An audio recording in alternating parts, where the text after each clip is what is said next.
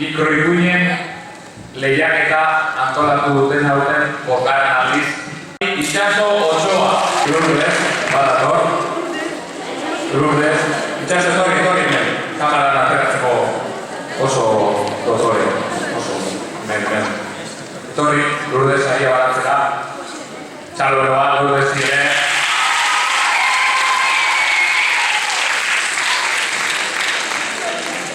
Eta Itxaso irakurri egingo digu berak idatzitako ikurik.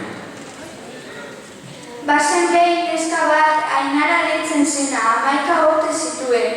Berari pila bat gustatzen zitzaizkion dinosauroak, eta beti egiten zuen amets nola izango zen garai horretan bizitzea.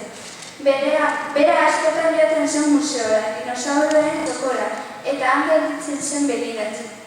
Egun batean Ainara museora joan zen, eta zurren artean ikusi zuen argizbiratsu bat. Hartzera joan zen, eta hartu bezain laster argiak zurratu zuen dinosauroen garaiera. Bera oso pozik hasi zen korrika eta denari argazkiak egiten, eta orduan T-Rex bat agertu zen, bere dinosaurio gustukoena. Argazkia ateratzea nahi barik flasharekin atera zuen, eta dinosaurioak ikusi egin zuen. Harineketan arme baten atzean eskutatu zen, eta bolten batean leinu oso bat berari begira aurkitu zuen. Ainara konturatu zen arrisku asko zeudela garai hartan, eta leinuan geratu zen. Hasieran txarto begiratzen zioten, baina azkenean beraien konfiantza lortu zuen. Oso laguna ona egin zen leinuko neska jakintxoarekin, Zabartarekin, eta bere problema kontatu zion. Neskak leinuko sorginaren alabak esan zion bakarrak sugandila bat jaten bazuen voltatuko zela bere mundura. Orduan, Ainara mundu guztia agurtu eta sugandila jan zuen. Bat-batean, Ainara museoan zegoen, lurrean botata, baina argiaren arrastorik ez zegoen. Orduan, oinukatu zuen, eta esen izan bere bidaia ia hiltzelako. Baizik eta argazki kamara dinosaurien garaian hartu zuelako, eta zeunkan argazki guztia.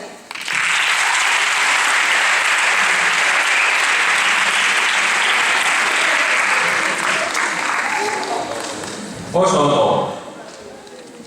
Eskerrik asko. Naia López. Gaboina.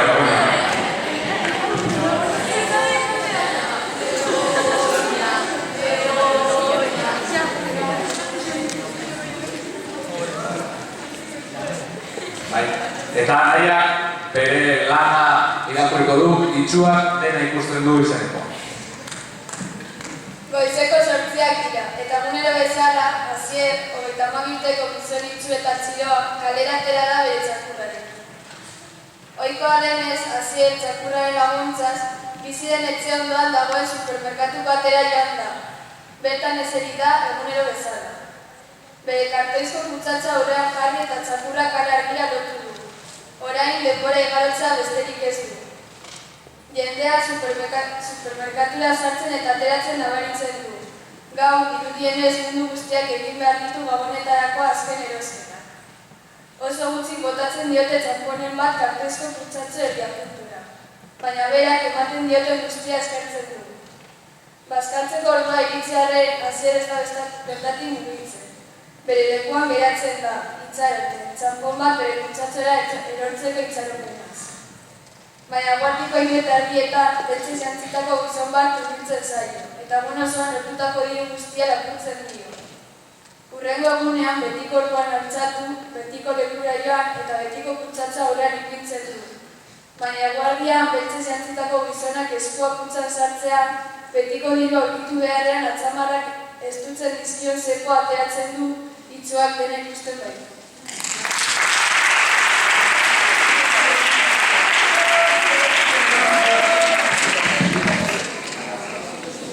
Oso ondo. Txaloeroan nahiari, eta irakatean. Iraide Gutierrez, animo.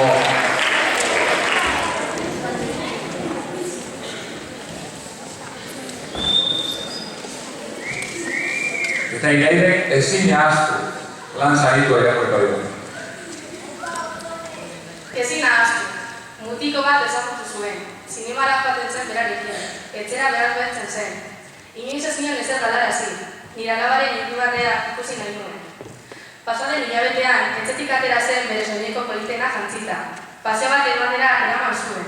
Whiskia edateko agindu zion. Animalia balitz bezala jo zuen.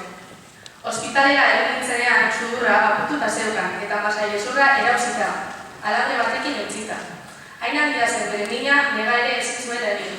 Nik bai, negar egin nuen. Epaileak bertan bera utzi zuen epaiketa, sinestezina zen. Non geratu da justizia? Gaur, morez marmotutako eguna da, niretzatez, egun guztiak beltzak kirolain.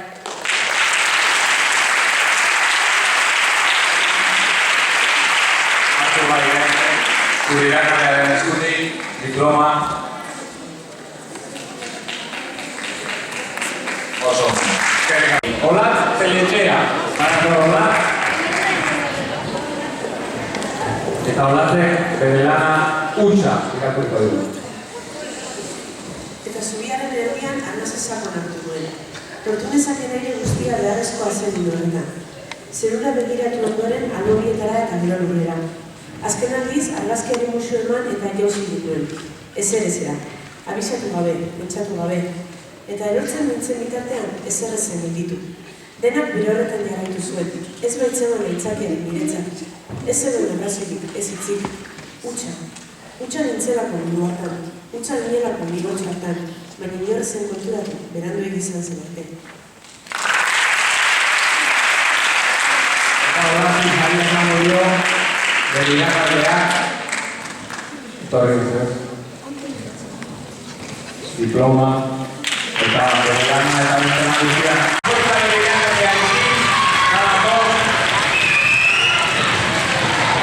Oso ondo,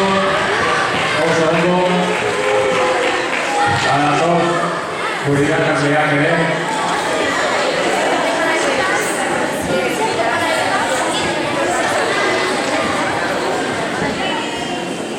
Bakoitzak